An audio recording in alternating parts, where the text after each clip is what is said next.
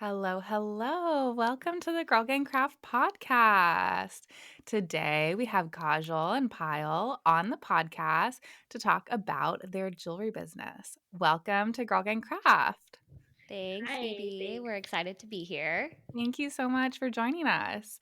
So, can you tell us a little bit about your business? Yeah, so Sonu Company is a bespoke engagement ring and fine jewelry brand. And our goal with our company was really to make jewelry shopping much easier, whether that be from the girl side or the guy side. We're here to help you along the whole process. Our bread and butter are custom engagement rings. We do start to finish full custom rings. One thing a little bit different about us is we do create a sketch for you guys prior to you actually ever seeing your ring. I think that's the part that people get really scared about for custom rings is trying to be on the same page. So we're here to make that whole process easier and take the stress off the couple itself. Love it so much. So, how did you get started in your jewelry business, ladies? So, our family has a history in the jewelry industry. So, Gajal and I are third gen jewelers. So, our dad, he still is in the industry. He focuses more on like traditional 22 karat, like South Asian jewelry. Um, but we wanted to find our own space in the industry. We didn't want to just like dive into the family business. Uh, and engagement rings really kind of we just kind of fell in love with that process. A lot of our friends were in that age range and they were like, hey, we're thinking of proposing, but I know nothing about jewelry. I know nothing about diamonds. Can you and your dad help us? And we did that for a handful of our friends, and we really just fell in love with their love. We really got excited about those texts after they proposed, and that's really when we were like, "Hey, we love doing this, so let's do it full time." Amazing. So Yeah. cool. And so, yeah, I would love to hear a little bit more about like the difference between your company and your dad's and like how that sort of felt to sort of break away from the family business and do your own thing. Yeah, so we grew up at our dad's shop. It is based in LA, in Little India. So very niched market for the South Asian community. I think for us, we wanted to be different. And so 22 karat is something that I would say like most markets are not familiar with. It's a very high concentrated gold of jewelry. So it's like the highest, purest form gold can be in jewelry form. And it's very South Asian based, so we wanted to do something different. And We so we were wanted like, to appeal to everybody. We didn't yeah. want to just gotta, appeal to the South Asian market. We wanted to be a brand that was for everyone. Hmm. And so we were like, So, and you work sorry, in go ahead. like 14 karat. Is that then like the next step? Is there anything in between 14 karat and 22? Tell me a little bit about carats. Yeah, so we work with 14, 18, and platinum. Typically, diamonds in general, whether you're going lab grown or natural, we don't set them in 22 karat just because the gold is so soft. You can actually kind of just take a piece of jewelry and just crumble it with your hand. That's how soft the jewelry is. Wow. But it's very intricate filigree work, so it's a very intricate designs and things like that. But diamonds itself are not safe in 22 karat, so those we typically set in 14, 18, and platinum. And as we go up the scale, it just means you're getting higher percentage of gold. Mhm. Also, if you've never seen 22 karat jewelry, it's much more of a yellow gold, like a brighter yellow gold versus like what we see in, everyday fine jewelry, which is still yellow gold, but As it's not as bright. yellow. Yeah. Fascinating. I love it. So, okay. Um, so diamonds can't go in 22 karat. Can you Mhm. talk a little bit about diamonds and the kind of diamonds that you work with? Yeah, so our main focus is lab grown diamonds. We do also offer certified mine diamonds. Everything that we do is ethically sourced. So we make sure that, it's going through the Kimberly process and things like that. But with the increase in popularity of lab grown diamonds. If you're not familiar, lab grown diamonds and real diamonds are 100% real diamonds. They're made up of the same chemical composition. God was going to laugh at me, but the way I like to explain it is like ice. Ice that's formed in your freezer and ice formed naturally. They're both made of water. They're both still real ice. It's just having a different origin point. And that's really what it is. Like lab grown diamonds are grown in a lab and they're mimicking that same pressure and temperature as what happens in the earth naturally. And so they're able to speed up that process. And so we're not waiting millions of years. We're waiting, a couple of months. And a lot of people actually don't know, in order to get the process started to grow a lab grown, we actually use a sliver of a mined diamond to kind of as like the seed. And then with the pressure and the temperature, that seed will become like a rough diamond in a bigger size. And you mentioned the Kimberly process. What is the Kimberly process? So the Kimberly So process is something that is very prominent in the natural mine diamond world.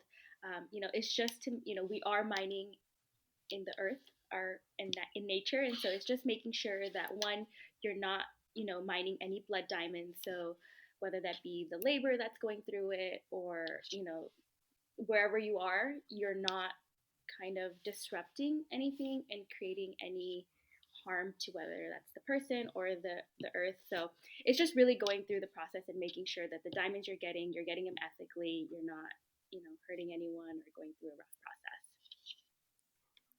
Thank you for that. You're both so good at, it's hard to interview two people sometimes, or to be interviewed when there's two people. So you're so good at,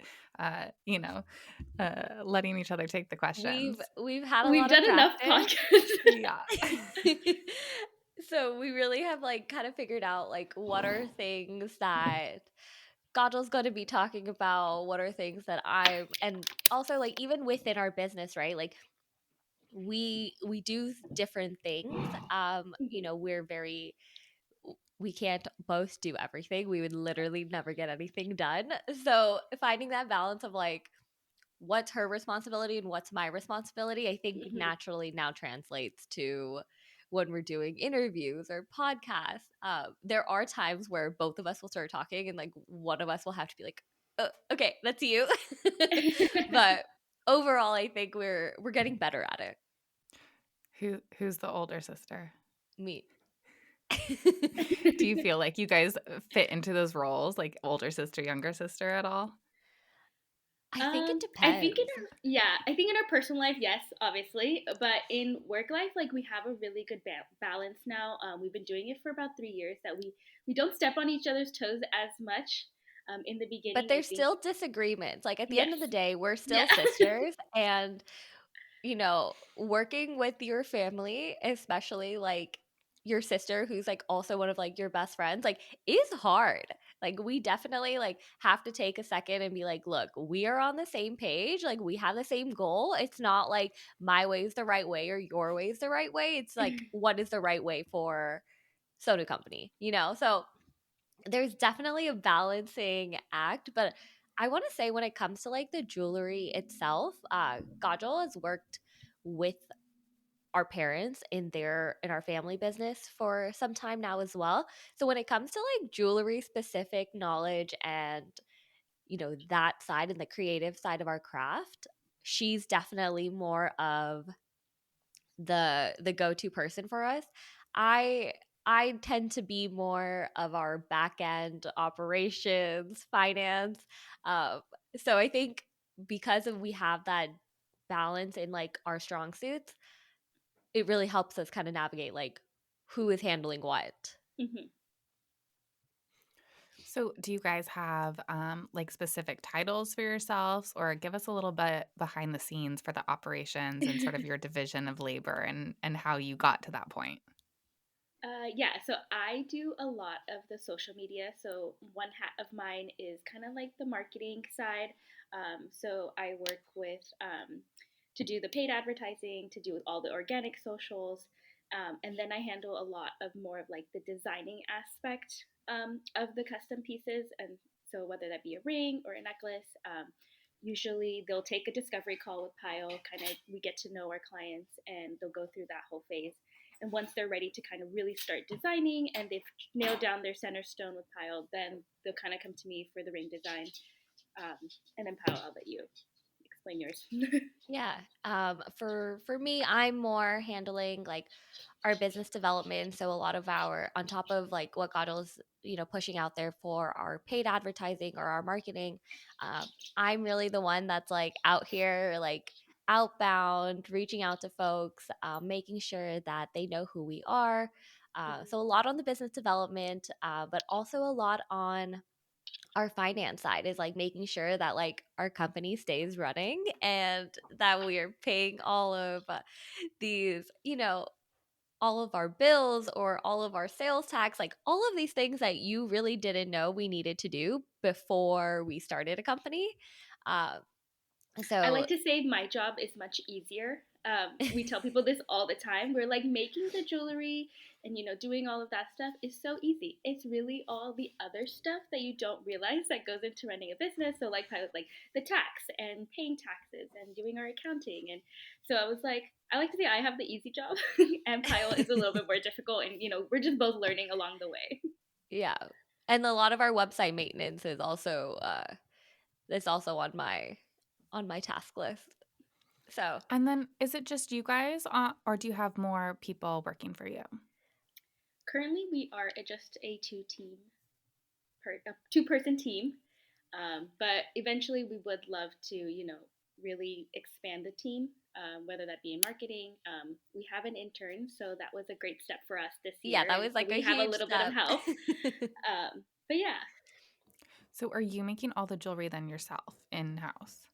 So a lot we. of the design work happens in house. We do Mhm, have a team of freelancers that we work with mhm, to actually manufacture and like set the diamonds. Like that's a whole different ball game in itself. mhm. So we do have a team of freelancers that we work with for the actual like manufacturing of the item, but all of that design work is happening in house. Yeah. And you both are in LA also? Yes. Yes. Okay, cool. Well, thank you so much for that inside scoop. So, like, let's take it back a little bit. When you guys first got started and sort of created your own business, how did it go? Because I know you're working with expensive materials. Mhm. How was that sort of, how did you get that start with like being able to hold inventory and be able to work with, expensive materials getting started? Well, that's a great question. Yeah. It's something that, especially like you said, we are expensive. We're using expensive materials. Our cost of goods is much higher. One thing that we are really proud of is when we decided to take the step and start Sonu ourselves, we entirely bootstrapped the company. So as of right now, we've taken no outside funding. We've kind of invested everything and all of what we have to make this company grow. And in turn, we didn't keep a lot of inventory on hand in the beginning. Were really we were really custom focused, and a lot of our work was as we needed to. But as we've grown, that's changed. We are now building out a collection. We have loose diamonds on hand. Mhm. For people that want to see, if they're unsure, we have, I think, almost every shape and in different sizes now available. But we're building out collections. And so we now have inventory that we're building out and designing ourselves. So we're really headed in that direction. We want to really be able to show and have people see like what are the items that we've created. And we're not just doing custom engagement rings anymore, right? We can do anything custom. Like if you've got a vision for it, like we're here to make that happen. But also if you're not in the market for something custom, we want to be able to offer items that are still fine jewelry but maybe at a lower price point. Yeah, I mean, I was browsing some of your collections, just your casual wear. I'm like, I need to get myself like, I just got married in September, so I do have the Congrats. diamond ring. I do have, my engagement set, but like, I need something for my right hand. Yeah, I There need you like a balance it little go. out. stackable situation, and so I loved your fine jewelry, like stackable rings, and they're at a very affordable price points too, and they're gorgeous. Thank Thank you. you. Yeah, I think that's really like a main focus for us is jewelry can always be seen as very expensive and very unattainable. And so being able to offer jewelry at different price points is very important for us because we understand that not everybody can, splurge $600, $800. And so being able to offer the alternative of lab grown diamonds is a huge step in the jewelry market itself, just giving people a different option. Also, it shouldn't break the bank to invest in good quality jewelry.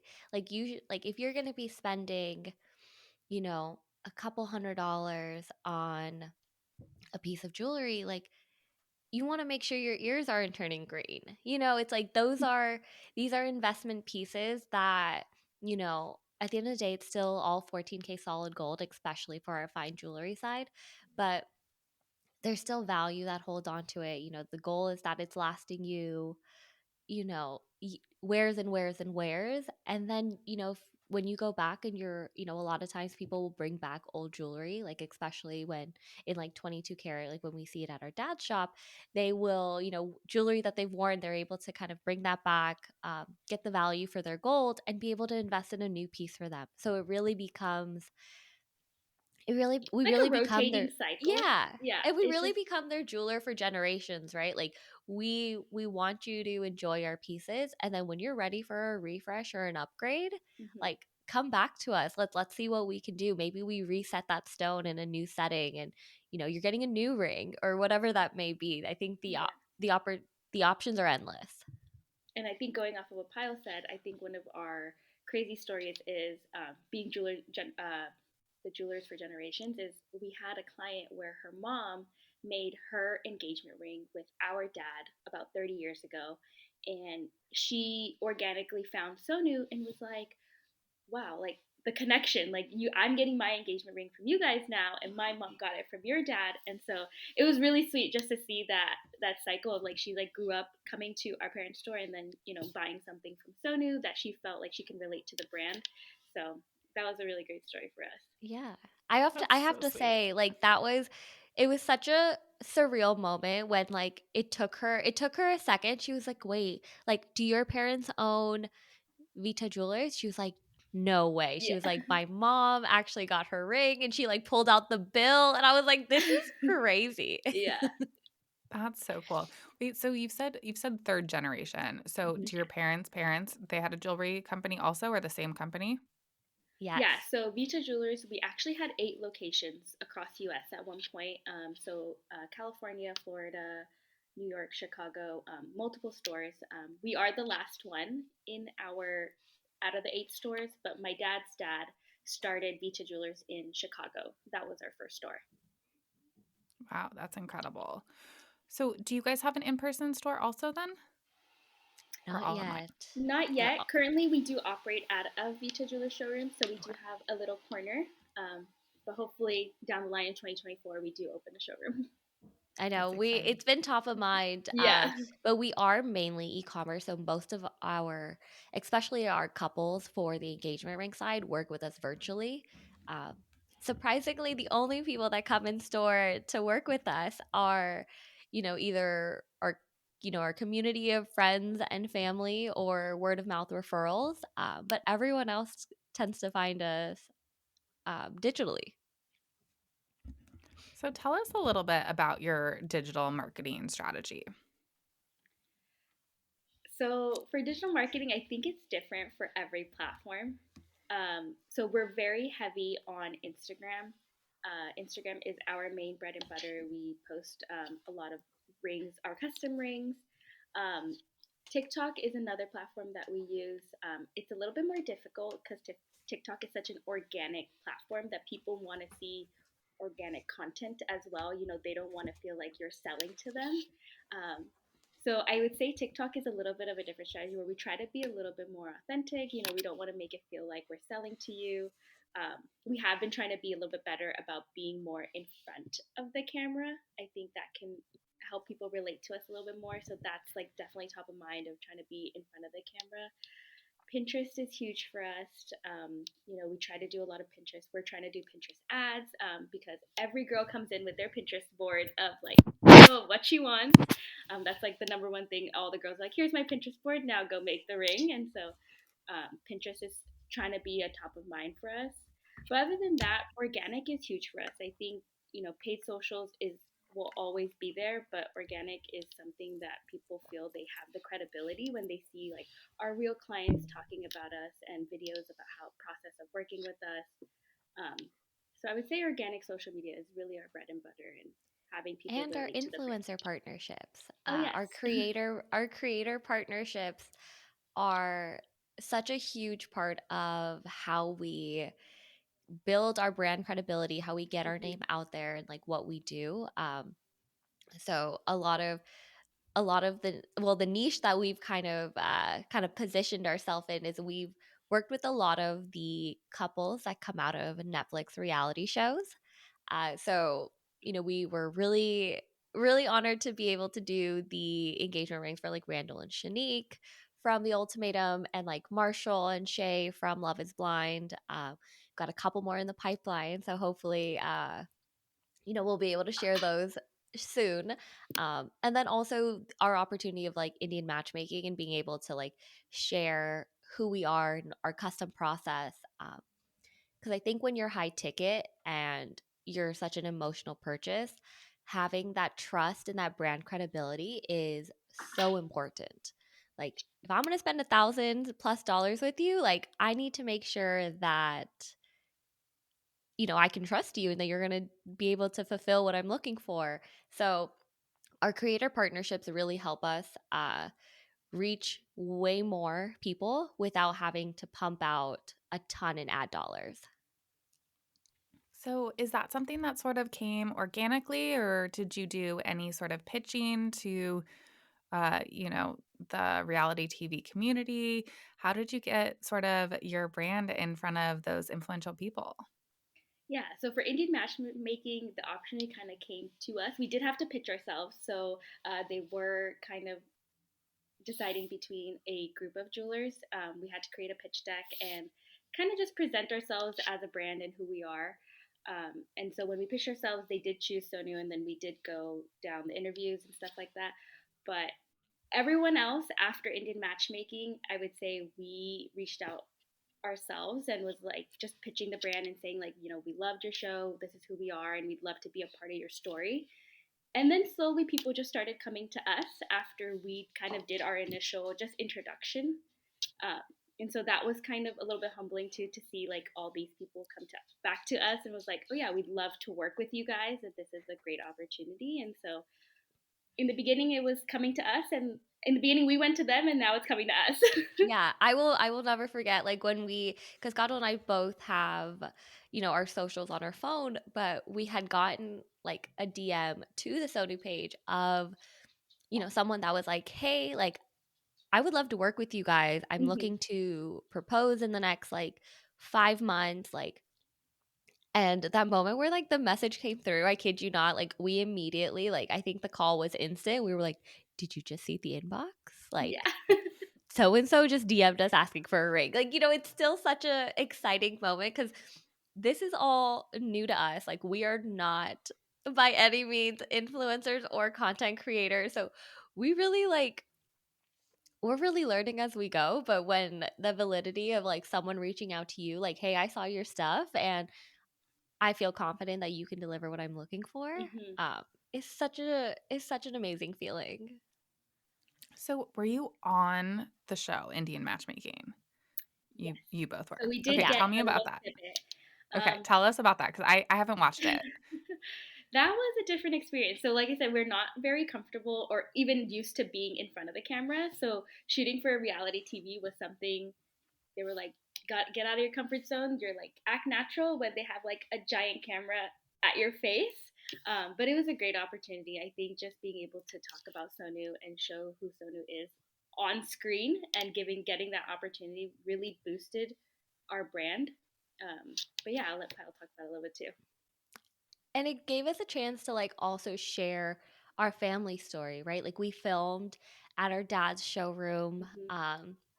So that was really special for him because it wasn't shown in like the material that made the episode, Mm-hmm. but you know, my dad was a part of it. He was a part of filming. There's actually like a photo of him when he At was like 28. 28, like right between like where Gajal and I are now when he opened his shop. So for us to be able to have such a huge milestone and to also be able to share that with him was really special. Like he was really excited. Mm-hmm. And I think that's also like such a huge part of us like working in our family industry is that like our parents are so excited. They're so supportive. They're really like our go-to for any like questions and if we're trying to do new stuff. I think yeah, we would call our dad like our number one advisor. He's really the person that we're Yeah. calling for all the advice. Um, but when we got to film for Indian Matchmaking, we really got a chance to like meet the couple, understand like what is their vision for their ring, and then the opportunity to actually be on the show, like Gadol said, was kind of intense. It was kind of scary, but also really exciting. And then watching the playback of yourself on TV was also another mind blowing thing. You never realize that feeling, and now the fact that we can both say like, yeah, we're on Netflix, I think it's pretty cool. Did you guys get a fun outfit for the show that you were really excited about or anything like that? Any prep? Okay, Actually, so outfits really funny. we totally did. We like went shopping. We tried to figure out like what is our balance of like In terms of professional. colors, and like we didn't want to match in terms of colors either, so we were like, okay, Yeah. you be your own kind of You color, can't and then completely match. yes. Right. Or you could. You have to lean in or lean out. But Exactly. So I was wearing like a black top with like this light green kind of mint color slacks. And Jamal was coming in for the engagement ring. He's now engaged to Arthi from the show, but he came in with two of his sisters. And I kid you not, like obviously we're a jewelry store. So we have like our cameras and security, like security cameras. And I literally like saw one of his sisters walk in and she is wearing the The exact exact same. same outfit as me. She's wearing a black top and mint green, like slacks, pants. oh my god. Yeah, And I it was was like, literally to the T. And she was Luckily, on the we show too at the same and time. she So it was was on the like, show. Yeah, she okay. was gonna Yeah. be filming in that scene with us. And I was like, and I it's go to like Pile. I'm 6 like, she's a.m. wearing the same thing as you. You gotta Don't you change. think there should be a spreadsheet? Right. Everyone writes what, like at a potluck, right? You don't want to have doubles. Same for reality TV. You want to make Yeah. sure that no one's wearing the same thing, right?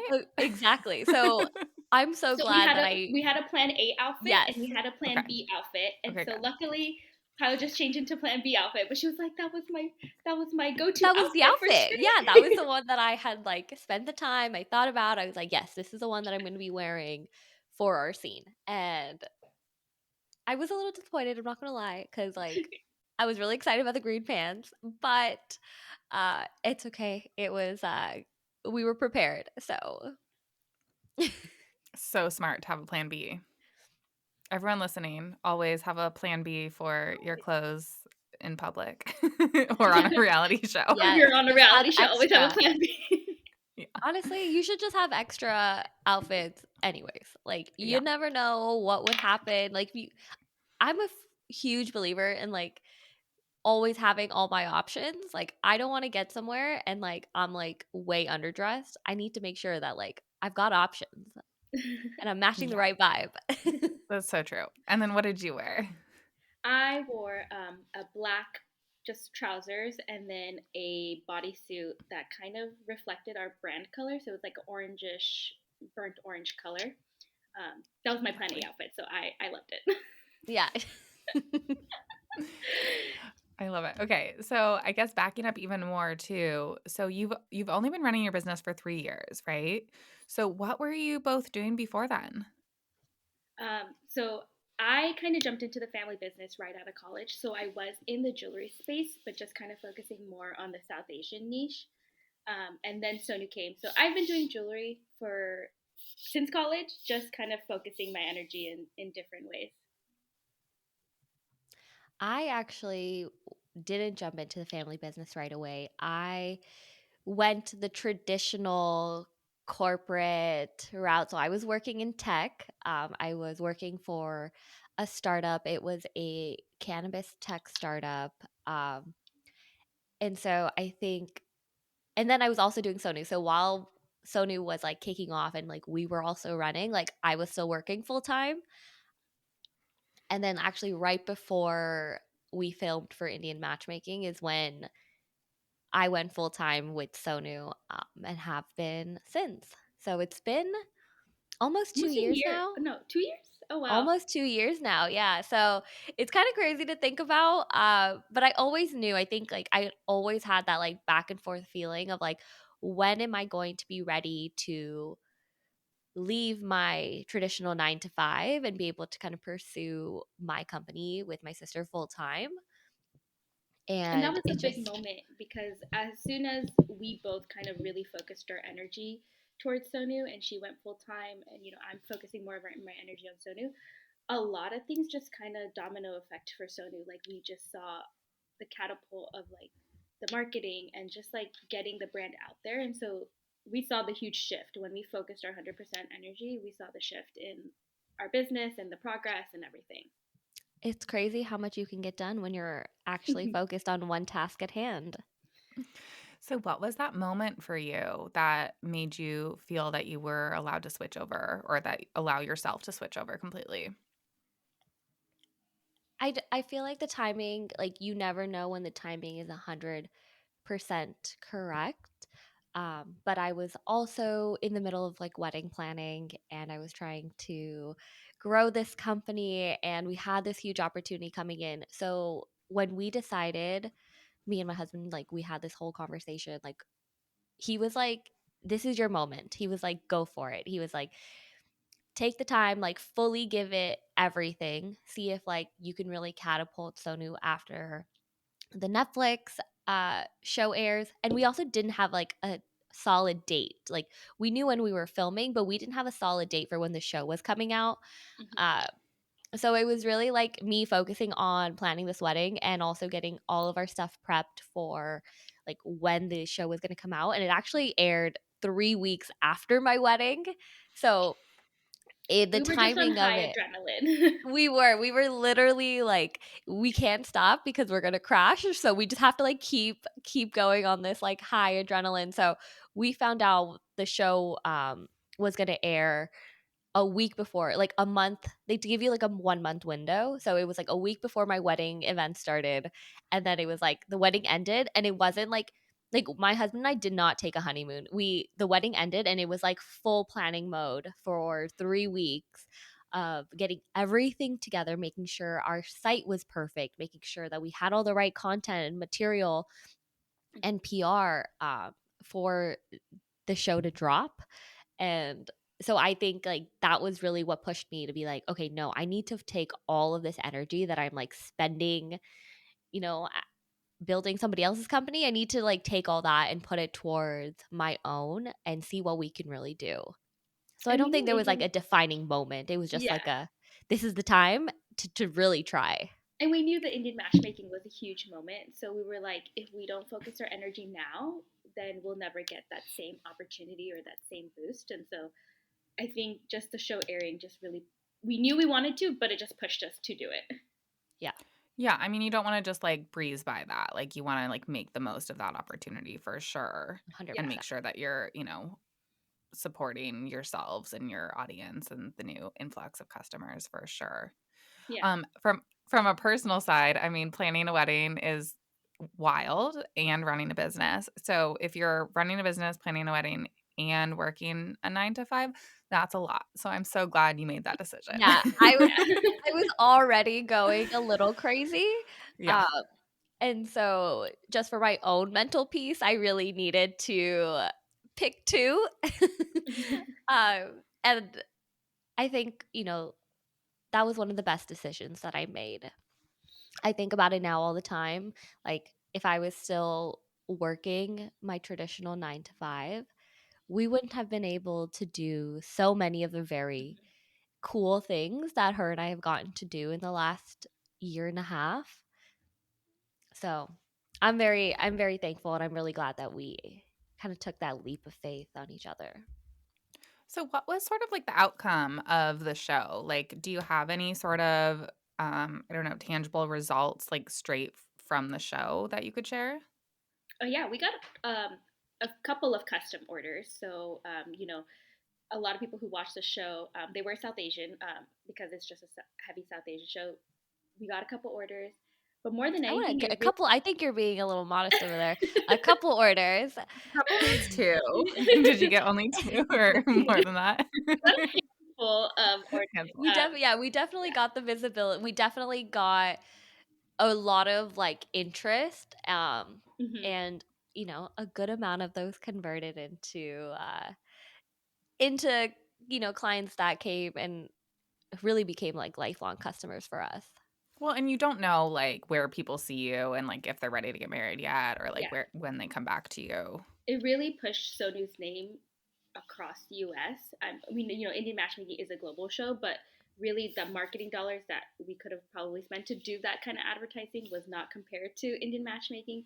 Now, a heavy client base of ours is the East Coast, and we're on the West Coast, so it's really pushed our name, worldwide to have Sonu's brand be out there. That's awesome. Um, so you kind of skipped over the pandemic, right? When did you start? Like, did you start this 2021? Did you have any sort Mhm. of pandemic consequences, would you say? No, we officially incorporated and became like Sona Company March of 2021. Um, but I want to say like 2019 and 2020 were really the times that we were helping our dad and like kind of figuring out that this is like what we wanted to do. So I want to say it was like mid 2020 when we were like, okay, we want to do this, but we Mm-hmm. really took our time. We went to GIA, we got diamond certified, we did a lot of research. We have like a 13-page business plan. Like, we really wanted to make sure that if we were going to do this, we were going to do it right. Um, and we weren't just going to hop into it because like she said, like, we are still learning as we go. Like, there's still so much that we don't know. And as founders, I think that was one of the big things that I talked about. I was like, we don't know everything. And the minute we stop learning and being curious is when we're going to stop growing at the rate that we want to. So we're growing, we're learning. But we did kind of skip over the pandemic a little bit um, as Sonu Company. But I think like the time that it gave us to become and learn was worth it. Yeah. So, what do you all do for fun, and how do you take care of yourselves when you're running a business? That is a good question because I think we struggle with that a little bit, like especially me and Pyle, because we are sisters and business partners. We sometimes forget that, like, okay, now we are hanging out to have fun or like for personal, and we're not hanging out to talk about work. And so that line gets a little bit blurry in terms of like what we talk about and like trying to make sure we're not. We have to be like, okay, we're not talking about work. We're just gonna have dinner and do that. But I actually like to play golf. I was a collegiate athlete, so I went to college on a scholarship to play golf. So I play golf with my boyfriend, with my dad, with Pyle's husband, and that's really all I do because all these boys just drag me out because they're trying to beat me and they can't beat me. So I I know. play golf. I what am I doing for fun these days? I'm You became a Pilates girly. Oh yeah, I'm a Pilates girl through and through. I've also started climbing, so not like bouldering, but like rope climbing. And that's been a really fun new thing. I also really love my long nails, and so going climbing is not really like the best combo. So I think rope climbing is a good middle ground there. And and I like going I like going skiing. Like, I'm not really good. I'm definitely the girl going down the greens the whole day, but the fact that I can get from the top of the mountain down and kind of rinse and repeat is fun. So that's really what I've been up to for fun and cooking. Yeah, I was just gonna I'm say food. all We love food. yeah. Any kind of Asian, Indian, any kind of food. We are all about it, whether we're cooking it ourselves or going out to eat. Yeah. Our dad likes a joke. He was like, "Do you guys ever think about anything other than food?" Because we're always like we'll get to We're work. like we're like eating lunch thinking about what we're gonna eat for dinner. I'm the same way. I'm It's like absolutely the same way. you should finish But your meal now and then talk about your next meal. no, no, no, no. You Yeah. have to think about all three of your meals plus your Yeah. snacks and your dessert throughout the Yep. whole day. Exactly. Yeah. Yeah. That's the thing I miss the most about California because I'm from California too. I'm from the Bay Area. Oh, And nice. the food is there's food options over here, but it's not the same. Yeah. So The amount of variety Mhm. yeah. that you get in California and the kind of the mix of all of those cuisines, even together, like the amount of fusion Mhm. Yeah. food has become so popular. I like like one of my friends has a Italian Indian sports bar, and like the two, you're like, how does this Okay. mesh? But it meshes so well, you know. So that fusion side of things, it's like, okay, so how do can I like remake this? Like, can I try this at home? Like pizza with some chutney on it. I'm here for it. I mean, that yeah. I was thinking like pasta with like a I don't know. I don't He know. does have He something like does, that where it's like a Okay. yeah. pasta with like kind of like a curry flavor, butter chicken flavor. Yum. It's just It's Okay. it's oh, good. it's so Okay. Yeah. good. So If if you're you're ever out back, here, yeah. we'll definitely send you some recs. But I My still can sister's in work. LA, so I do go to LA often. Okay. But okay, wait, back to the like hanging out and like having to separate if it's a meeting or not. We actually, so me and my best friend work together. She's our vendor communicator here, and she lives in California still. But we have, we have business phone calls and we have friend phone calls, and we actually made a hat recently that's launching now that says "This is not a meeting." I love it. Because you have to say it, like, is this a meeting call or is this not? And then Yeah. those lines blur often, Yeah. but, we do have a hat about it. Oh my gosh, We're I gonna feel need like we're me gonna and need one Payal of are these gonna need hats. one. Yeah, we're gonna need to know Great. when you drop these. You guys send me over a diamond engagement ring, an extra ring, and I'll send you guys a hat. No. Perfect. Great. We'll talk. We'll make sure that we get something sent your way. I was like, we need a this is not a business call hat, because I'm like, I love the it. amount of times that we'll hop on the phone and I'm like, we want to talk about like things that are not work related. Like we're just talking about like family stuff or friend stuff. Like the work stuff always sneaks in there. It's like, Yeah. oh, okay, don't forget we have like XYZ orders that And need then to it go just out this trickles week. into all work. Yeah. Well, it's hard if you enjoy it too, right? Yeah. I mean, like I used to sort of like really try and like separate things and like now I'm sort of like maybe it's a little bit more holistic. Maybe, it's like I used to sort of like yell at myself if I decided to work into the night and like no, actually I like doing a little bit of emails while Mhm. I'm watching TV at night. And that's what's so cool about being your own boss is like right, you can create your whole schedule. So like I Mhm. don't like to I just fade around 3 or 4. And then, I like to When you need not like a work around break. then. Yeah. Yeah, so I take a break and like that's allowed, right? That is Yeah. allowed. And then I work at like maybe 6 to 8 and that's okay. I try not to like yell at Like myself for punish that. yourself Yeah. for putting extra time. Yeah, I totally agree. I think, my mornings I really try to take for myself. I'll start with like you said, I'll go through all my emails, I'll go to Pilates, come back, have breakfast, kind of have my hour right there. And then, we're at the shop till 5, 6 o'clock.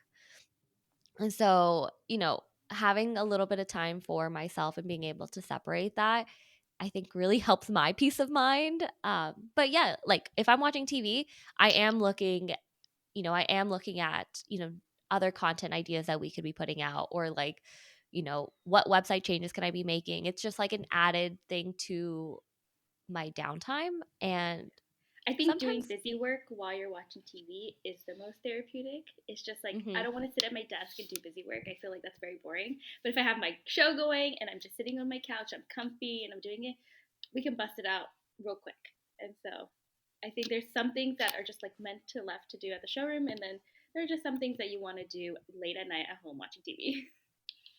I agree. Totally. And it makes it more fun sometimes. And then Yeah. also like it makes TV more fun sometimes too. Like I Mhm. like to be I don't know. Sometimes I can't just watch TV. I need to also be doing something else. Yeah. Yeah. It's like So, if I'm not doing work stuff, I'm probably on TikTok anyway. So like Yeah. might as well be a just little productive scrolling. all about it. Yeah. Okay, well what sort of like what lasting advice can you bestow upon maybe jewelry designers who want to start working with fine jewelry? I would say our one advice right now is like if you have an idea or if you want to do something, kind of just do it. That's what me and Payal learned with Sonu is we had an idea and we knew it could fit a niche and we were like we should just do it. And it's really just taking that first leap that is scary, but once you kind of get into it and you start seeing a little bit of progress, like it feels really good. So I think it's just like taking that first step, whether that means like going full time or actually starting the brand. You kind of just have to push yourself over the edge because there's never a right time to do it. Um, so yeah, I think just getting the courage to really just start it is really big. Mhm. I think mine would be to stay curious. I think, if you're trying to make it into the or step into the world of fine jewelry, it's such a huge industry and there are so many people and there are so many different styles of things. Like find what relates to you and like Kajal said, just do it. Like you'll it's better to fail and try and fail than to not try at all. Well, thank you, ladies. This has been so informative and fun. Where can our audience find you and buy your jewelry? Okay, yes. You can find our fine jewelry collection on sonucompany.com. We also have a new collection of engagement rings that are going to be dropping within the next week, 2 weeks. We do have a collection on there already, but we're kind of dropping new styles, like A more little bit more trendy unique, stuff. a little bit more Yeah. abstract, a little bit with more movement. So something than your normal just solitaire and diamond band. We want to kind of Hmm. add our own spin to it. So this is going to definitely be a unique and fun engagement ring collection, I think, coming up. So probably by the time this goes live, that'll be live. Yes. Yes. Yeah. Cool. And then also, in terms of like our custom jewelry and rings, you can find us on our Instagram. It's at sonu.company. So if you want to see like a lot of the rings that we have made, we are very people focused. We really like to highlight our couples because they're a huge part of us. So if you want to see a little bit more of like who we've worked with and like the rings that they've created, definitely check out our Instagram. But also, we've also started doing like more custom pieces than just rings now. So those are starting to show up on our page. So I think our Instagram does a really good job of showing our, bandwidth of work. And there's also rings and stuff for yourself if you're not getting engaged and A you just hundred want to like percent. Yes. spend a little money on yourself. Yeah. Those are our favorite ones. Yeah. And And men, we didn't forget about you. We do have a collection of men's bands. So if guys are listening, there is a collection for you too. Yep. And we do custom men's bands as well. So if you scroll through that Instagram, you'll see some pretty cool custom men's bands that we've made. perfect. And we'll put all those links in the show notes and maybe talk about a discount code for you listeners. Yes. And we'll report on that. Thank you so much. This has been amazing. Thank you. This Thank has been you. so We've had such a fun. great time.